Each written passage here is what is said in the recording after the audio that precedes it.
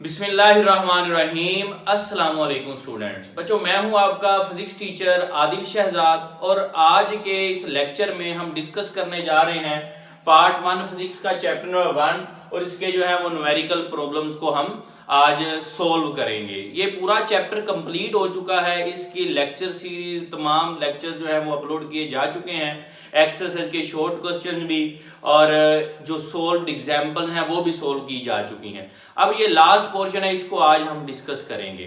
ठीक है बच्चों, इसके लिए आप लोग अपने रजिस्टर निकाल लीजिए, बॉल पॉइंट निकाल लीजिए और साथ साथ आप लोग इनको सोल्व करेंगे।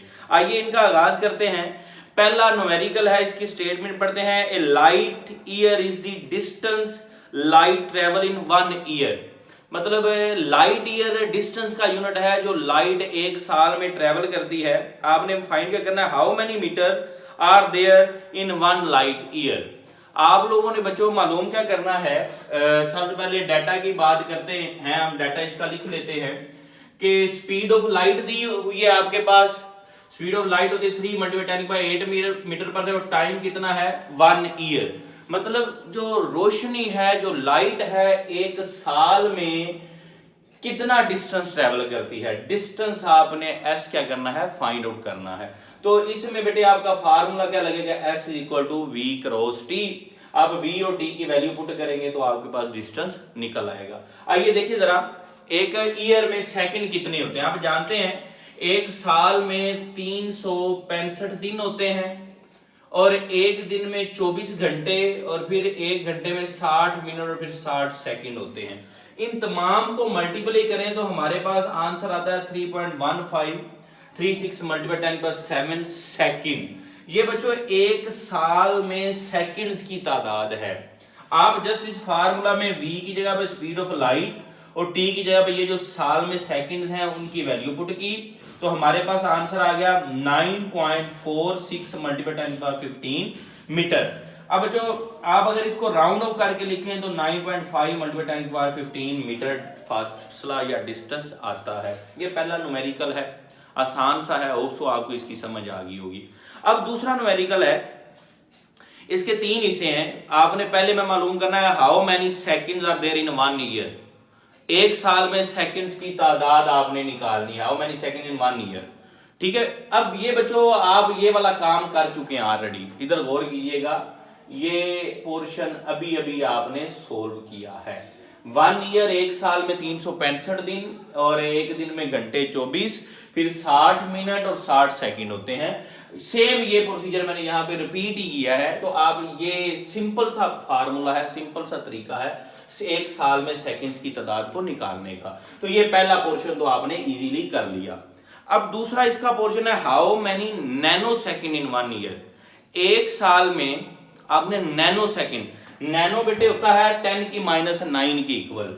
तो सेकंड्स आप ऑलरेडी निकाल चुके हैं तो वही मैंने लिखा टाइम सेकंड में लिख दिया जो आपने ऊपर फाइंड आउट किया है। अब नैनो में आपने निकालने के लिए क्या करना है, 10⁹ से मल्टीप्लाई कर देना है और 9 से क्या कर देना है, 10⁹ से ही डिवाइड कर देना है। अब ये ऊपर वाला 9 पॉजिटिव है, 7 के साथ ये पावर ऐड होगी तो 16 बन जाएगा, जबकि ये नीचे वाला 9 ऊपर जाके क्या हो जाएगा, माइनस का हो जाएगा। और 1 नैनो मैंने क्या कहा है, किसके इक्वल है, 10⁻⁹ के इक्वल। तो 10⁻⁹ की जब हम नैनो लिख सकते हैं तो टाइम आ गया 3.1536 × 10⁻16 नैनो सेकंड। मतलब एक सेकंड में आपने नैनो सेकंड्स की तादाद निकाल ली। ये बच्चों बड़ा आसान है, बिल्कुल जैसे आपने एक साल में सेकंड निकाले, यहां पे भी वही काम कर लिया। अब जो सेकंड निकालने में नैनो में करना है तो 10⁹ से मल्टीप्लाई 9 से डिवाइड कर दिया। तीसरा पोर्शन देखते हैं, how many year in 1 second. ये थोड़ा इंटरेस्टिंग है कि एक सेकंड में बताएं साल कितने होंगे। तो बच्चे इससे थोड़ा सा परेशान होते हैं कि सर इस बात का क्या मतलब। इसका मतलब ये बच्चों कि एक सेकंड जो है वो साल का बेसिकली कितनवा हिस्सा है। 1 ईयर में कितने, एक साल में कितने, एक सेकंड में कितने साल होते हैं, इसका मतलब क्या है, एक सेकंड वो साल का कितनवा हिस्सा है। तो बेटे 1 ईयर आपके लिए मसला ही नहीं अब रहा, वो आपको निकालना आ गया है 3.1536 × 10⁻⁷ सेकंड। अब ये सारा पोर्शन आप क्या करें, इधर लाके डिवाइड कर देंगे तो इधर क्या बचेगा, 1 सेकंड। जब आप 1 डिवाइडेड बाय 3.1536 मल्टीप्लाई 10/7 डिवाइड करेंगे तो आपका बेटे आंसर आएगा 3.1 मल्टीप्लाई 10⁻8 ईयर्स। मतलब एक सेकंड जो है वो 3.1 मल्टीप्लाई 10⁻8 इस इतनवा हिस्सा है किसका, एक साल का। ठीक है, अब जो न्यूमेरिकल नंबर 3 पे हम आज चलते हैं। The length and width of rectangular plate. एक आपके पास बेटे ना रेक्टेंगल टाइप एक रेक्टेंगुलर प्लेट कह लें, ये है इसकी लेंथ और विड्थ दी गई। लेंथ मिसाल के तौर पे इसकी दी गई 15.3 सेंटीमीटर और विड्थ इसकी कह लें 12.8 सेंटीमीटर। आपने क्या करना है, कैलकुलेट करना है, find the area of the plate. आपने बच्चों एरिया निकालना है, कैलकुलेट एरिया करना। फार्मूला लेंथ क्रॉस विड्थ लगाया, 15.3 सेंटीमीटर 12.8 किया तो आपका जवाब आ गया 195.84 सेंटीमीटर के। बच्चों आप फर्स्ट ईयर क्लास के स्टूडेंट हैं। अब ये आपसे बिल्कुल मैट्रिक लेवल का या 8th 9th का क्वेश्चन तो पूछा नहीं जा रहा कि आपने सिंपल लेंथ और विड्थ को मल्टीप्लाई किया और एरिया निकाल दिया।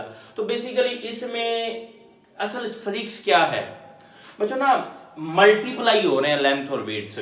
आपने लेंथ और विड्थ को क्या किया, मल्टीप्लाई किया, जवाब आपके पास आ गया। अब इसमें जो आपने देखना है अपने आंसर को आप कह लेंगे सूटेबल या प्रॉपर सिग्निफिकेंट फिगर्स की फॉर्म में लिखना है।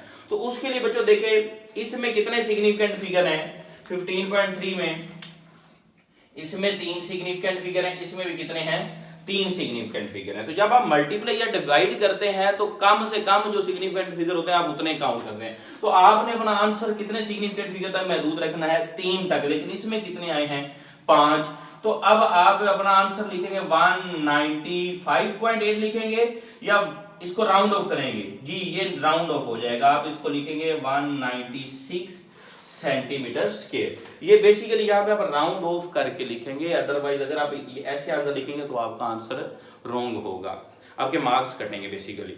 फिर बेटे आपके पास नेक्स्ट न्यूमेरिकल हम करते हैं 1.4। इसमें भी इसी तरह की कोई फिजिक्स है।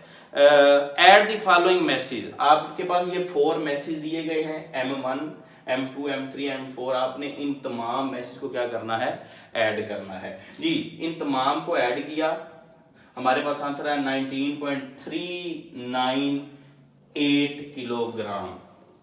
बच्चों सिग्निफिकेंट फिगर कितने इसमें आए, 2 और 3 5। आपका जवाब कहां तक होना चाहिए, देखिए जरा, इसमें 4 हैं, इसमें 2 हैं, इसमें 3 है, इसमें भी 3 हैं। अब आप कितने लेंगे, जब बच्चों आप ऐड कर रहे हो, ये रूल मैंने आपको सिखाया है, जब भी आप ऐड कर रहे हो आपने देखना है कि डेसिमल पॉइंट के बाद कम से कम कितने सिग्निफिकेंट फिगर हैं।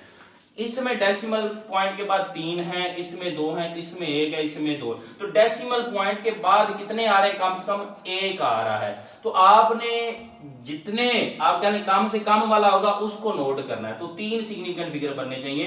तो आप इसका आंसर लिखेंगे 19 पॉइंट, इसको राउंड ऑफ कर दें तो 4 किलोग्राम। ये आपका असल आंसर होगा, क्योंकि सिग्निफिकेंट फिगर जो है वो डेसिमल पॉइंट के बाद कम से कम तक आपने लेने हैं। तो ये बेटे न्यूमेरिकल था 4। अब हम डिस्कस करते हैं न्यूमेरिकल नंबर 1.5।